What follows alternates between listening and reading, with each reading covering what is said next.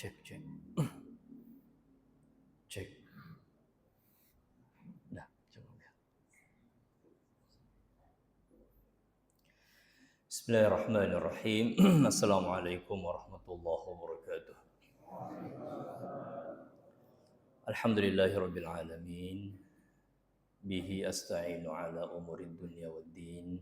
Ashhadu an la ilaha illallah wahdahu la syarika lahu ilahul awwalin wal akhirin wa ashhadu anna Muhammadan abduhu wa rasuluhu ba'athahu Allah ta'ala rahmatan lil alamin. Allahumma salli wa sallim ala sayyidina wa nabiyyina Muhammadin wa ala alihi wa sahbihi ajma'in. Amma ba'd. Hari pertama bulan suci Ramadan. Semoga Allah Subhanahu wa taala memberikan kemudahan kepada kita semua untuk bisa menjalankan ibadah yang dianjurkan secara khusus pada bulan suci Ramadan hingga akhir selesai bulan suci ini. Dan amal ibadah atau kebaikan yang kita lakukan itu berkenan untuk diterima oleh Allah Subhanahu wa taala. Hadirin hadirat sekalian yang saya muliakan, dua sifat yang Nabi sampaikan untuk ibadah puasa dan sholat tarawih secara khusus, inilah yang menjadi dasar dan motivasi untuk menunaikan kedua jenis ibadah itu. Yang pertama adalah iman, yang kedua adalah ihtisab. Karena iman dan karena ihtisab. Ihtisab artinya tulus, ikhlas hanya karena Allah. Man shoma ramadhana imanan wahtisaban. Siapa yang berpuasa pada bulan suci Ramadan karena iman dan ihtisab, ikhlas, tulus kepada Allah. Riwayat yang sama, man qama ramadhana imanan wahtisaban. Siapa yang mendirikan sholat pada malam bulan suci Ramadan, sholat tarawih yang dimaksud, atau sholat malam, karena iman dan ihtisab, sifatnya sama. Dua sifat itu sama, harus terpenuhi. Kata Nabi SAW, ghufira lahu ma taqaddama min dzambih. Maka semua kesalahan, dosa, kealpaan yang telah lalu ia kerjakan akan diampuni oleh Allah. Maka hadirin hadirat sekalian, iman dan ikhlaslah yang selayaknya menjadi dorongan kuat kita menjalankan ibadah pada bulan suci ini. Bukan karena ikut-ikutan, apalagi karena riya, ingin dipuji oleh orang, dilihat, didengar oleh orang lalu dipuji. Bukan karena itu semua. Semata-mata karena ikhlas, dorongan iman kepada Allah Subhanahu wa taala.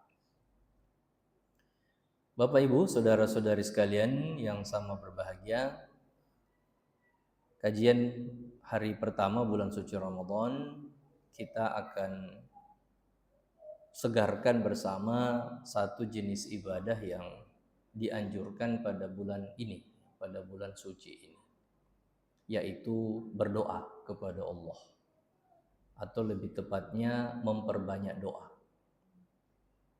Memperbanyak doa. Bulan suci Ramadan disebut juga sebagai bulannya doa. Mengapa? Karena ayat yang terletak di antara dua ayat berpuasa itu justru tentang perintah berdoa.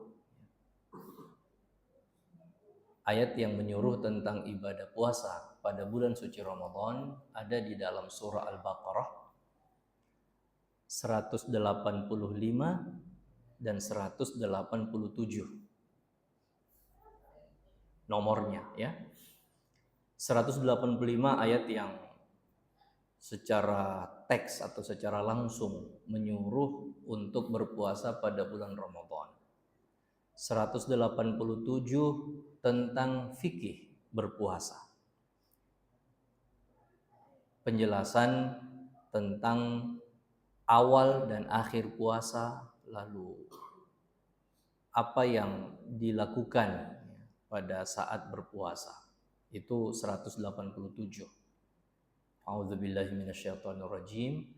Syahrul Ramadan alladzi unzila fihil Qur'an hudan linnasi wa bayyinatin minal huda wal furqan. Itu 185. Bulan suci Ramadan kata Allah Subhanahu wa taala yaitu bulan Al-Qur'an diturunkan. Lalu Allah jelaskan tentang keutamaan Al-Qur'an sebagai petunjuk, berisi penjelasan tentang petunjuk dan seterusnya.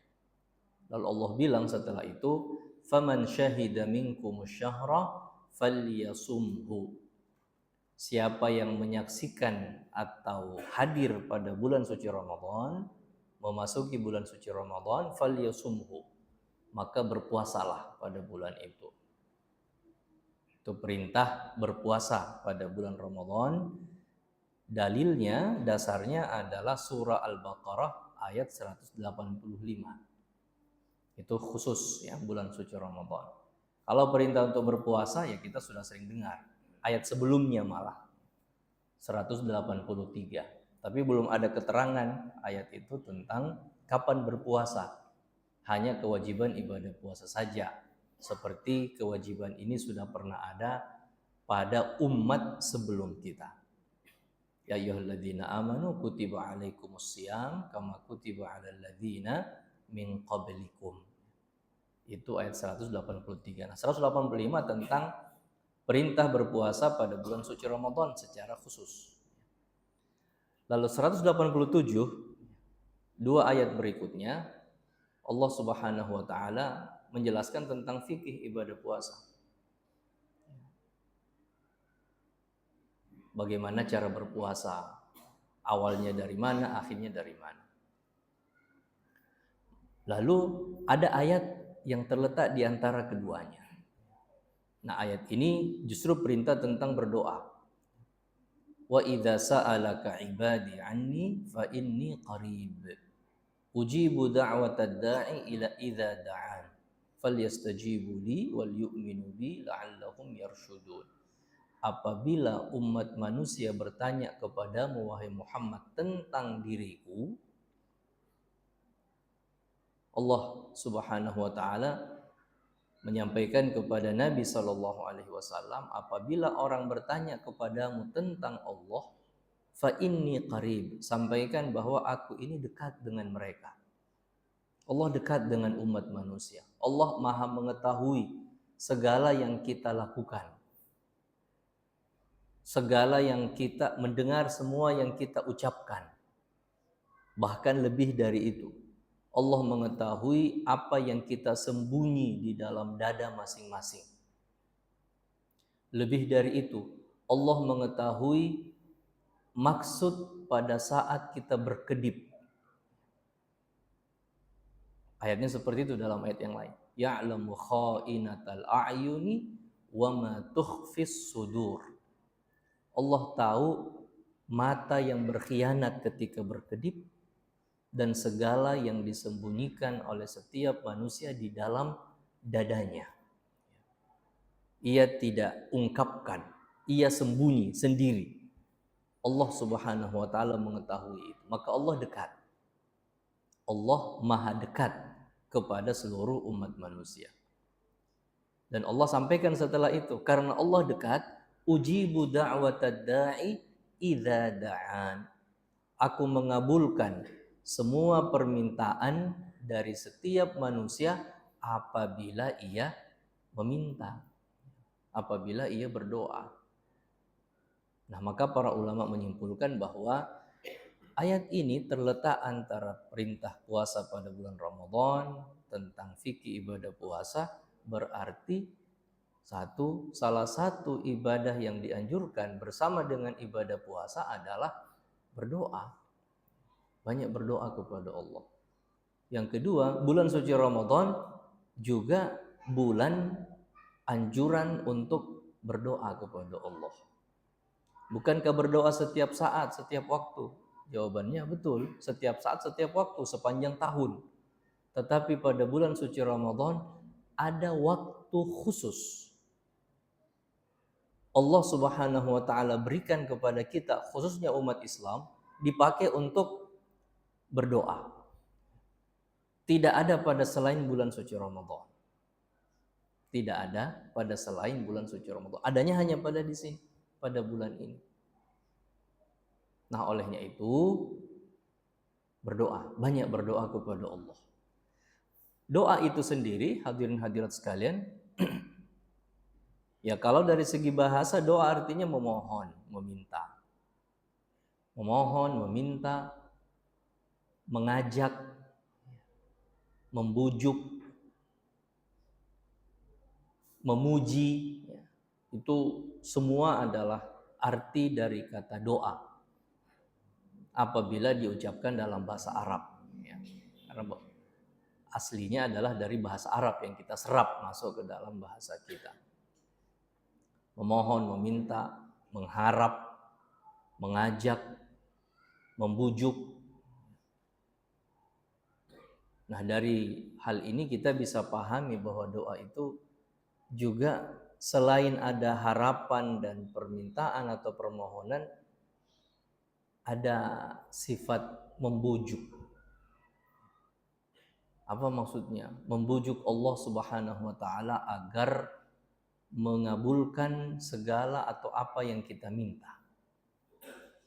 Membujuknya dengan cara apa? Nanti kita jelaskan dalam adab berdoa. Rasulullah Shallallahu Alaihi Wasallam adalah teladan dalam ibadah ini atau perbuatan ini, berdoa itu. Coba bayangkan Rasulullah Shallallahu Alaihi Wasallam pada saat wukuf di padang Arafah, yang Nabi bilang itulah hari terbaik sepanjang tahun, dan perbuatan terbaik pada hari Arafah yang menjadi hari terbaik sepanjang tahun adalah berdoa. Maka apa yang Nabi lakukan? Nabi berdoa sejak waktu duhur sampai matahari terbenam. Jadi sejak duhur sampai maghrib. Kalau hitung-hitungannya, ya kurang lebih waktu duhur itu pukul 12, waktu maghrib pukul 6, kalau waktunya seimbang, maka kurang lebih 6 jam Nabi berdoa. Kurang lebih 6 jam Nabi berdoa. Nabi pada saat menunaikan ibadah haji, sholat duhur dan asar ditunaikan jamak, digabung. Lalu diringkas dua rakaat, jamak qasar. Dilakukannya pada waktu duhur, takdim. Maka itu kita sering sebut jamak qasar takdim. Jadi sholat asar ditarik ke waktu duhur, ditunaikannya dua rakaat. Sehingga antara duhur setelah itu sampai maghrib tidak ada waktu sholat. Nah, sepanjang waktu inilah Rasulullah SAW pakai untuk berdoa. Waktu itu Nabi berdoa di atas hewan tunggangan, kendaraan beliau. Nabi berhaji dengan kendaraan seekor unta, dan di atas unta itulah Nabi berdoa di kaki Jabal Rahmah. Ibu bapak yang pernah haji atau umroh tahu tentu saja Jabal Rahmah di padang Arafah itu.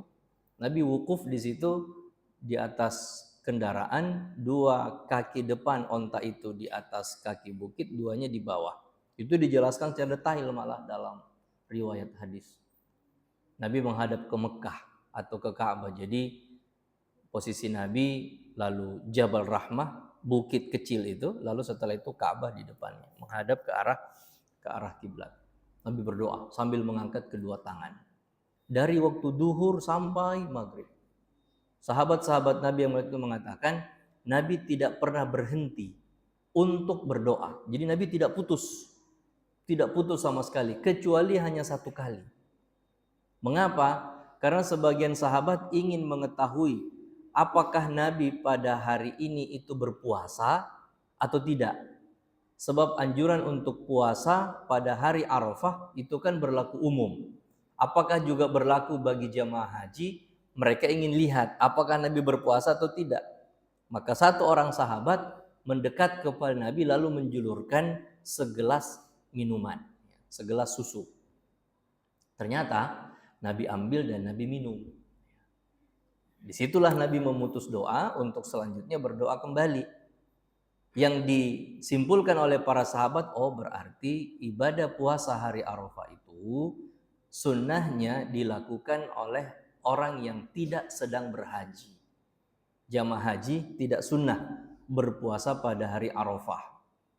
Yang sunnah adalah memang berdoa, karena wukuf itu isinya semuanya adalah berdoa. Maka teladan kita dalam berdoa adalah Nabi Shallallahu Alaihi Wasallam. Padahal kita semua tahu posisi beliau. Pada malam hari, setiap malam, pada sholat tahajud, sholat malam, Nabi bukan hanya isi dengan sholat, baca Quran, bahkan di dalam bacaan Al-Quran pun Nabi juga berdoa. Hudzaifah ibnul Yaman radhiyallahu anhu, salah seorang sahabat Nabi yang ikut sholat bersama dengan Nabi pada salah satu malam sholat tahajud, ikut sholat bersama Nabi, menjelaskan betapa panjangnya Nabi membaca ayat setiap rakaat, betapa sempurnanya. Dan salah satu bentuk sempurnanya menurut Hudzaifah ibnul Yaman radhiyallahu anhu, setiap Nabi membaca ayat tentang surga, maka Nabi berhenti sejenak, Nabi memohon kepada Allah agar dimasukkan ke surga. Setiap Nabi membaca ayat tentang neraka, Nabi berhenti sejenak, Nabi minta perlindungan kepada Allah dari siksa api neraka. Itu setiap lewat kesempatan itu, setiap ada ayat tentang surga, Nabi berhenti berdoa. Nabi lewat membaca ayat tentang neraka, Nabi berhenti untuk berdoa, isti'adzah. Dan itu bisa dilakukan hanya pada sholat sunnah. Hanya pada sholat sunnah. Sholat wajib tidak boleh. Dan Nabi memang tidak pernah contohkan sholat wajib berhenti untuk berdoa. Maka jemaah sekalian yang saya muliakan, kita diperintah untuk berdoa. Nabi memberi contoh untuk berdoa. Dan Nabi menganjurkan orang untuk berdoa. Bahkan Nabi menuntun mereka bagaimana berdoa itu. Dalam salah satu riwayat disampaikan, Nabi pernah mendengar ada seorang sahabat yang berdoa dengan suara yang lantang. Teriak. Suara yang lantang. Berteriak. Lalu Nabi tegur dan Nabi mengatakan, innaka la tad'ul asammal al-abkam. Kamu tidak meminta kepada zat yang tuli dan bisu. Maksudnya, rendahkan suaramu ketika berdoa. Allah dengar apa yang kamu sampaikan. Dan Allah kabulkan apa yang kamu minta. Sehingga dijadikan sebagai salah satu adab berdoa. Ibu bapak sekalian yang saya muliakan, adab berdoa. Berdoa sebelumnya, berdoa terdiri atas dua jenis. Ada dua jenis doa itu. Yang pertama disebut doa tanpa permintaan. Doa tanpa permintaan. Apa maksudnya? Tidak ada permohonan di dalam doa itu. Tidak ada permintaan. Terus yang ada adalah apa? Yang ada adalah puja-puji hanya kepada Allah. Jadi semuanya berisi pujian saja. Tidak ada permintaan. Misalnya apa? Nabi sendiri sampaikan juga. Doa terbaik kata Nabi adalah doa yang dipanjatkan pada hari Arafah, di padang Arafah. Dan doa terbaik yang aku pernah panjatkan juga oleh para nabi sebelumku adalah, itu doanya kata Nabi, la ilaha illallah wahdahu la syarikalah lahul mulku wa lahul hamdu wa huwa ala kulli syai'in qadir. Tahlil. Jadi Nabi berdoa dengan membaca tahlil. Bertahlil. Itu doa terbaik kata Nabi SAW. Kalau kita lihat tahlil, tidak ada permintaan di situ. Yang ada adalah apa? Memuji Allah, menyanjung Allah, membesarkan, mengagungkan. Sehingga para ulama kita menyimpulkan doa seperti ini disebut sebagai doaul ibadah. Doa yang memang murni ibadah kepada Allah. Tidak ada campurannya dengan kepentingan manusia. Kenapa? Ya tidak ada permintaan, tidak ada permohonan. Permintaan dan permohonan itu kan ya memang meminta, ya Allah berikanlah, ya Allah ampunilah, ya Allah tambahkanlah rezekinya, ya Allah mudahkanlah. Itu permintaan. Jenis ini tidak ada, semuanya adalah pujian hanya kepada Allah. Maka semua bentuk zikir itu adalah doa. Semua lafaz zikir itu adalah doa. Subhanallah, alhamdulillah, la ilaha illallah, Allahu akbar, la haula wa la quwata illa billah, subhanallah wa bihamdih, subhanallahil azim. Itu doa. Itu adalah doa. Meskipun tidak ada permintaan di dalamnya. Murni hanya ditujukan kepada Allah Subhanahu wa taala sebagai pujian. Memang Allah suka dipuji, Allah suka dipuji.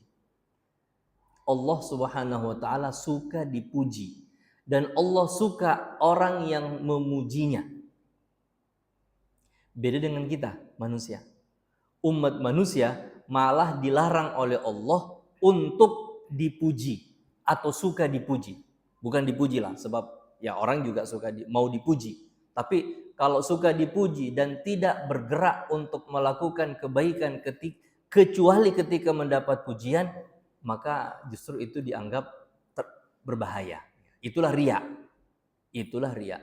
Sedangkan Allah Subhanahu wa taala memiliki sifat yang maha sempurna. Suka dipuji.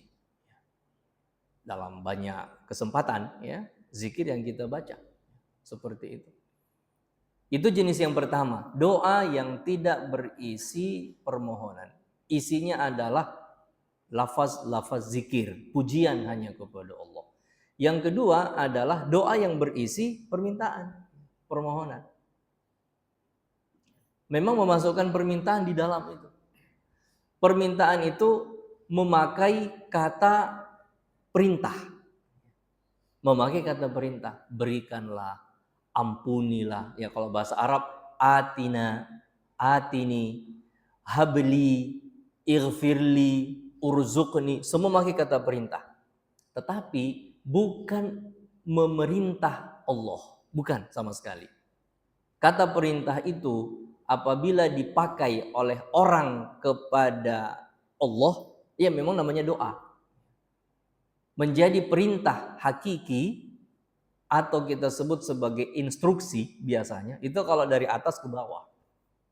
Kalau Allah yang pakai kata seperti itu kepada kita, baru disebut perintah. Tapi kalau kita kepada Allah namanya berdoa, meminta, memohon. Mana yang lebih baik dari kedua jenis ini? Apakah doa yang hanya berisi pujian atau doa yang berisi permintaan? Ada perbedaan pendapat di antara ulama kita. Ada yang mengatakan doa yang hanya berisi pujian. Kenapa? Memang murni hanya kepada Allah. Dan ada yang menyampaikan di antara para ulama kita bahwa doa yang berisi permintaan, permohonan. Mengapa? Karena itu menunjukkan ketergantungan seseorang hanya kepada Allah. Kita mau bergantung kepada siapa lagi kalau bukan kepada Allah. Doa itulah contoh terbaik untuk ketergantungan seorang manusia kepada Allah. Menunjukkan kelemahan seorang manusia kepada Allah. Menunjukkan keperluan dan kebutuhan seorang kepada Allah. Itu menegaskan kita sebagai manusia dan Allah Subhanahu wa taala sebagai zat pencipta kita, zat yang maha kaya, zat yang maha mulia dan dermawan. Sehingga mereka mengatakan, wah itu lebih afdol, lebih baik. Dan Nabi juga menyampaikan dalam hadis bahwa doa itu adalah semua ibadah. Doa itulah semua ibadah. Maksudnya semua ibadah itu kalau dihimpun maka intisarinya adalah ya doa itu. Karena doa itu adalah menunjukkan itu tadi, ketundukan seseorang kepada Allah, ketergantungan hanya kepada Allah. Ia menyandarkan dirinya hanya kepada Allah dan tahu posisi dirinya. Manapun dari dua jenis ini yang afdol, yang pasti dua-duanya dianjurkan untuk dilakukan. Nah, saya kembali kepada poin pertama tadi. Bulan suci Ramadan lah bulannya itu kita memperbanyak.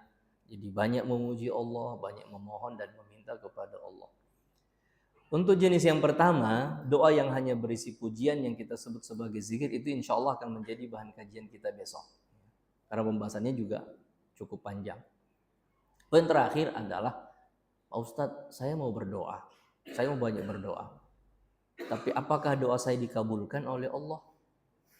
Jawabannya, semua doa pasti dikabulkan oleh Allah. Tetapi ada syaratnya. Semua doa dikabulkan oleh Allah. Dengan syarat dua. Yang pertama adalah hindari penghalang-penghalang doa dikabulkan. Memang doa itu ada penghalangnya untuk dikabulkan. Ada. Nabi sendiri bilang begitu dalam hadis. Apa itu? Semua yang kita masukkan ke dalam tubuh, apabila dari sumber yang haram, itu akan menghalangi doa seseorang dipenuhi oleh Allah. Nabi jelaskan, "Tsumma dzakara ar-rajula yutilu safar asy'atha aghbar," kata Abu Hurairah radhiyallahu an, perawi hadis. Nabi menyebutkan tentang suatu orang laki-laki yang melakukan perjalanan panjang, pakaiannya lusuh, rambutnya kusut, tubuhnya berdebu. Coba diperhatikan, melakukan perjalanan musafir, pakaiannya lusuh, rambutnya kusut, tubuhnya berdebu. Kondisinya memprihatinkan. Orang dengan kondisi memprihatinkan seperti ini, apalagi dalam perjalanan, meminta kepada sesama orang, itu lebih besar kemungkinan akan diberi, pasti diberi. Orang kasihan kepadanya kan? Orang prihatin melihat keadaan, pasti diberi. Hanya dengan satu tangan. Dia ketika meminta kepada sesama manusia, dengan satu tangan pasti diberi. Kondisinya memprihatinkan. Kondisinya memprihatinkan. Lalu kata Nabi, yamuddu yadaihi ilas sama. Ia mengangkat kedua tangan. Jadi bukan hanya dengan satu tangan. Kedua tangan ia minta kepada Allah Subhanahu wa ta'ala. Sesama manusia yang punya keterbatasan saja, kondisi begini yang memprihatinkan seperti ini, pasti dibantu, pasti diberi hanya dengan meminta satu tangan, apalagi kepada zat yang maha kaya, yang maha mulia, yang maha dermawan, yang maha baik, kepada Allah Subhanahu wa ta'ala dengan dua tangan lagi, pasti dikabulkan, pasti diberi oleh Allah. Tapi kata Nabi SAW, wa mat'amuhu haram, makanannya dari sumber yang haram, masyrabuhu haram, minumannya juga dari sumber yang haram, malbasuhu haram, ghudhiya bil haram, pakaiannya ia tumbuh, ia besar dari zat yang haram atau dari jalan yang haram. Kata Nabi, fa anna yustajabu lidzalik. Maka sayang, bagaimana doanya bisa dikabulkan? Kata Nabi. Jadi ada penghalang doa. Ketika kita meminta kepada Allah sudah dengan penuh ketundukan, kekhusyuan, tapi kita tidak menjaga makanan kita, minuman kita, pakaian, kendaraan, rumah tempat tinggal, alas kaki, apa yang kita kenakan, apa yang kita masukkan ke dalam perut kita. Kalau tidak dijaga, zatnya harus dari yang halal dan baik, cara memperolehnya harus dari cara yang halal dan dibolehkan oleh Allah. Ya berdoa tapi kadang-kadang kita kecewa sebab tidak dikabulkan. Bukan salah Allah. Dan tidak bisa kita bilang, kok tega sih Allah, kita sudah minta terus tidak diberi. Bukan salah Allah. Kembalinya kepada kita, kenapa syaratnya tidak dipenuhi. Itu syarat yang pertama. Apalagi yang bisa menghalangi doa itu dikabulkan? Sifat takabur. Sifat takabur. Seakan-akan tidak perlu. Ya hanya formalitas ucapkan. Minta kepada Allah. Tapi setelah itu diikuti dengan, kalau engkau mau ya Allah. Ya Allah berikanlah. Kalau engkau mau. Itu diantara lafaz doa yang para ulama bilang jangan diucapkan. Kalau engkau mau itu maksudnya insya Allah. Jadi kalau ya Allah berikanlah, ya Allah ampunilah, insyi'ta, kalau engkau mau. Makanya kalau berdoa jangan pakai kata insya Allah. Jangan pakai kata insyi'ta, tidak. Tapi ucapkan dengan penuh keyakinan dikabulkan, pasti dikabulkan. Dan jangan gantungkan jawaban itu dengan kehendak Allah. Kenapa? Karena sama saja kalau itu kita bilang, ya kalau engkau tidak mau, tidak apa-apa juga. Dan itulah sifat takabur ketika berdoa itu.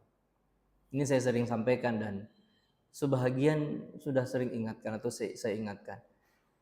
Ketika ngomong, ketika bicara, jemaah rahimakumullah yang dimuliakan Allah, insya Allah.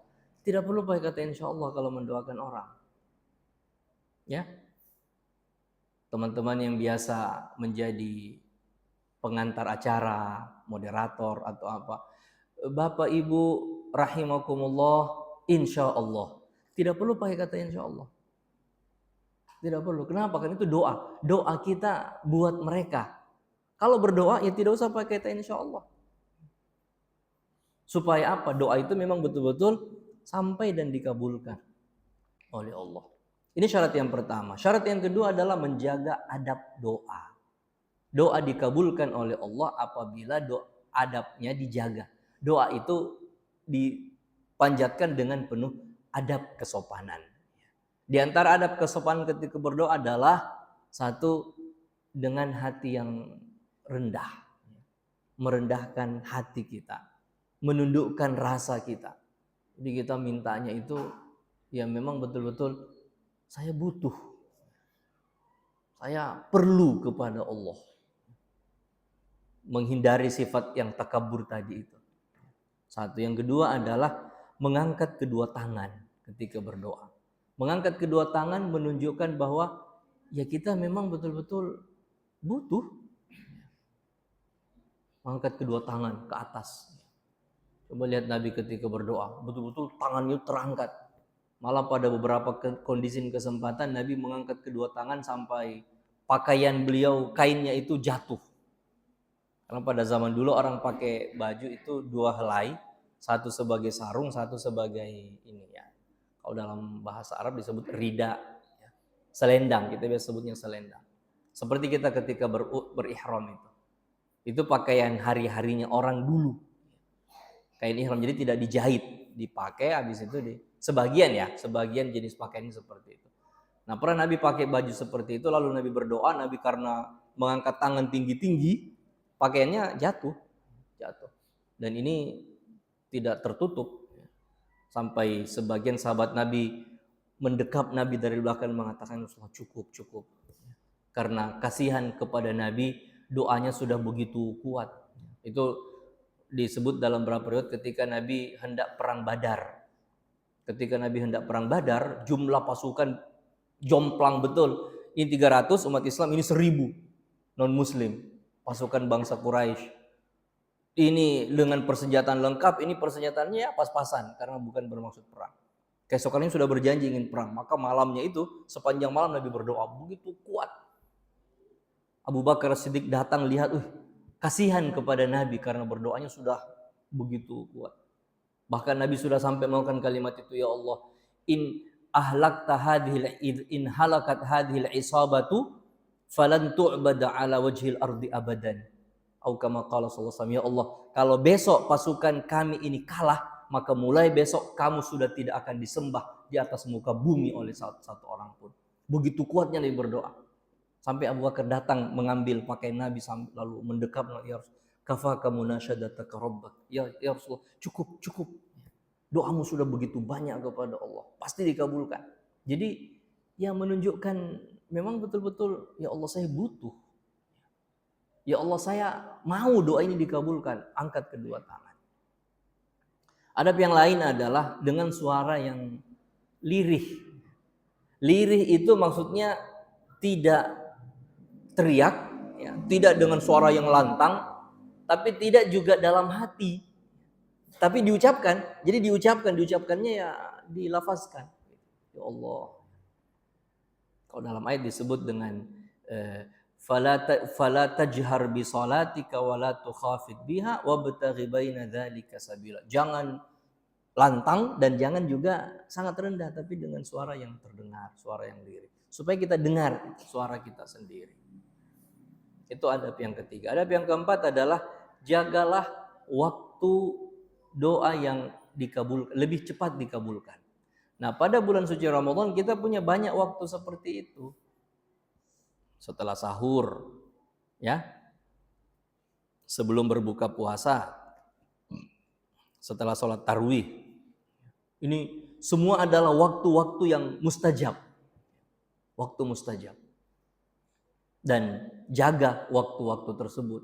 Semakin kondisi kita, ya Allah saya lapar, saya haus. Semakin kondisi kita lemah, perkuat doa.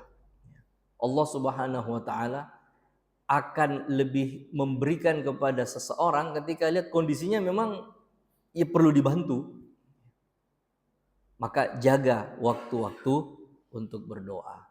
Yang terakhir di antara adab berdoa adalah berupayalah dengan menjaga kondisi pakaian yang bagus. Walaupun tidak persyaratan wudu ketika berdoa, tapi dengan kondisi yang baik, kondisi yang sopan, ya, minta kepada Allah Subhanahu wa taala.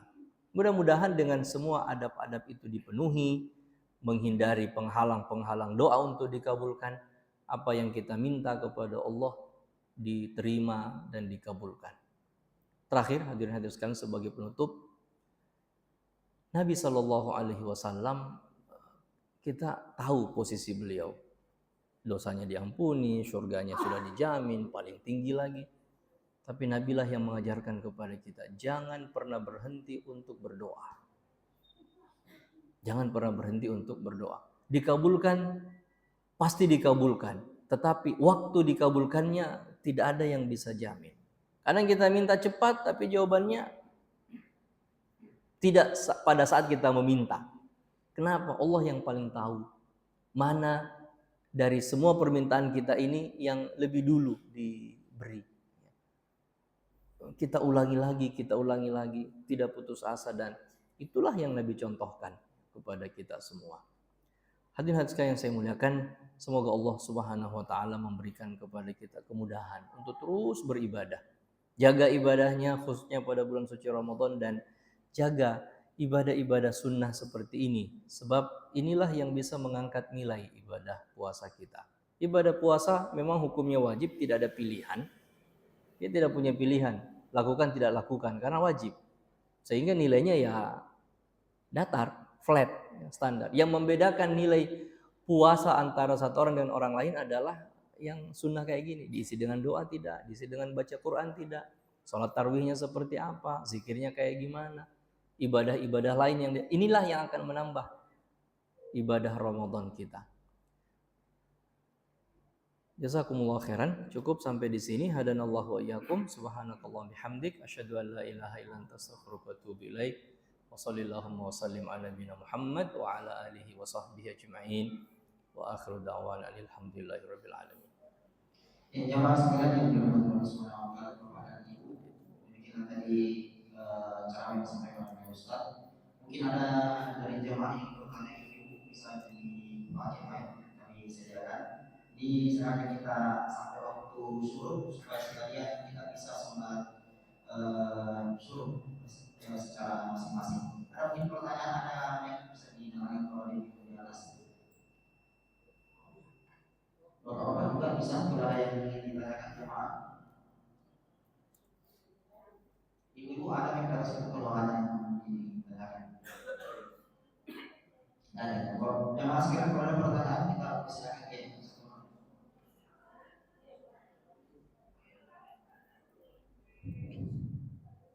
Bismillahirrahmanirrahim. Assalamualaikum warahmatullahi wabarakatuh. Pertanyaan saya tentang doa. Kadang-kadang kita doa kita itu ucapkan berkali-kali, bahkan sampai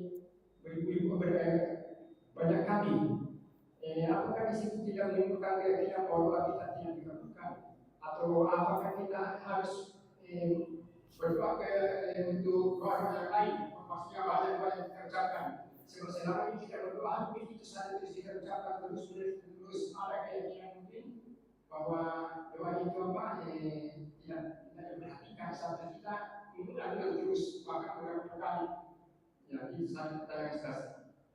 Baik. Assalamualaikum warahmatullahi wabarakatuh. Waalaikumsalam. Mengulang-ulang doa yang sama, satu, setiap doa itu kita ucapkan maka itu dianggap satu ibadah. Jadi meskipun kandungan doanya sama, tapi setiap dilakukan itu dihitung satu ibadah. Maka tidak ada ruginya. 10 kali diucapkan sama dengan 10 kali kita berdoa. Meskipun isinya sama, kandungannya sama. Jadi tidak rugi. Yang kedua adalah mengulang-ulang doa yang sama itu Nabi sendiri yang anjurkan.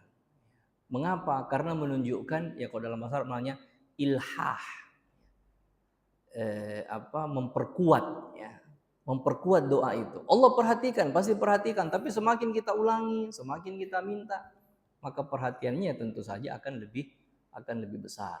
Justru itulah yang menunjukkan atau menjelaskan kepada kita bahwa ya memang kita mau dikabulkan, dan bukan sebaliknya, oh doa saya tidak dikabulkan maka saya minta lagi. Bukan. Kita mengulangi itu untuk memperkuat bahwa memang saya perlu ini, saya butuh, meskipun Allah lebih tahu tentang hal itu. Jadi bukan sebagai sebagai bentuk bahwa doa saya belum dikabulkan, minta lagi. Bukan. Justru karena kita mau doa kita itu lebih diperhatikan, lebih mudah dikabulkan, ulangi lagi. Ulangi lagi. Dan jangan bosan berdoa. Dalam hadis Nabi bilang gitu, innallaha la yamallu hatta tamallu. Allah tidak pernah bosan mendengar kalian kecuali kalau kalian sendiri yang sudah bosan. Ya makanya jangan bosan. Jangan bosan, jangan letih, jangan capek. Karena Allah Subhanahu wa taala akan terus mendengar. Tapi kok belum dikabulkan? Ya Allah Subhanahu wa taala tahu kapan waktunya, di mana doa itu dikabulkan. Dan biasanya doa kita dikabulkan itu lebih daripada yang kita minta. Coba aja perhatikan. Ya, kadang-kadang kita tidak sadar. Tapi coba duduk terus renungkan, oh saya pernah minta ini, yang diberikan malah lebih daripada itu. Itulah bentuk kayanya Allah. Jadi mengulang-ulang doa yang sama justru untuk supaya lebih mudah dikabulkan, bukan tanda tidak dikabulkan. Ya, wallahu a'lam. Ya masih ada pertanyaan.